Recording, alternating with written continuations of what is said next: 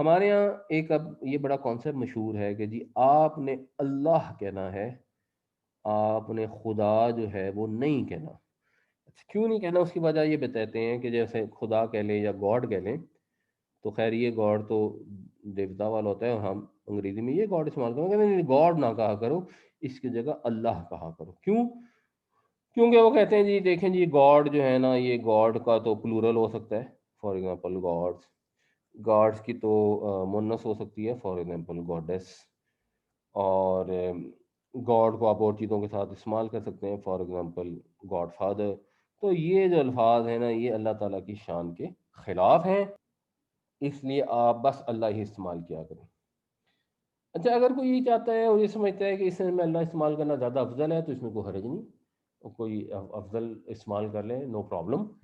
لیکن اگر ایک آدمی کہہ رہا ہے خدا حافظ، اور اس کو کہیں کہ نہیں نہیں نہیں نہیں خدا حافظ نہیں کہنا، اور اس کو منع کرنا شروع کر دیں نہیں اللہ حافظ ہی کو، اللہ حافظ ہی کو۔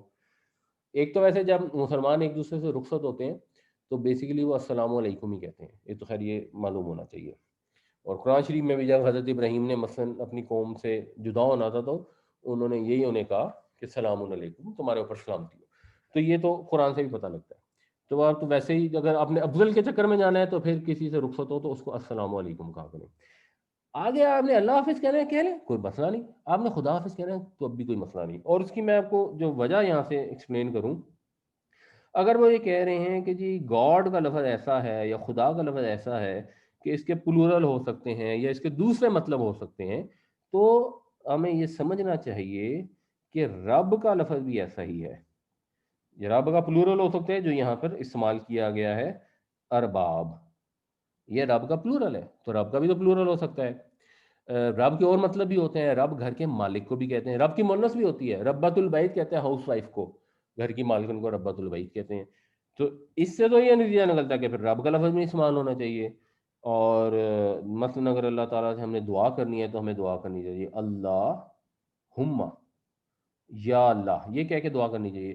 قرآن شریف میں اللہ ہما کا لفظ ڈیفینیٹلی استعمال ہوا ہے، لیکن اگر آپ غور کریں گے تو قرآن شریف میں زیادہ تر دعائیں جو ہیں وہ ربی، ربنا، اس سے شروع ہوتی ہیں۔ تو قرآن نے تو خود رب کا لفظ استعمال کیا ہے، تو رب کے لفظ کے اوپر وہ تمام اعتراضات وارد ہو سکتے ہیں جو گاڈ کے اوپر یا خدا کے اوپر ہو سکتے ہیں۔ اور گاڈ کو تو پھر آپ بڑے جی سے لکھ کے اس سے ڈفرینشیٹ کر دیتے ہیں، عربی میں تو رب کی ڈفرینشیشن نہیں ہے۔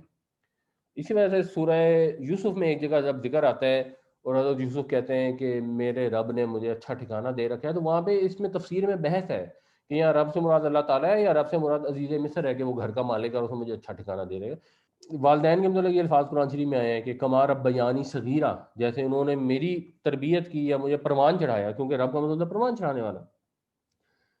تو وہ پھر اعتراضات تو اس پہ بھی وارد ہوتے ہیں، تو اس سے پتہ لگتا ہے کہ ایسی بات نہیں ہے۔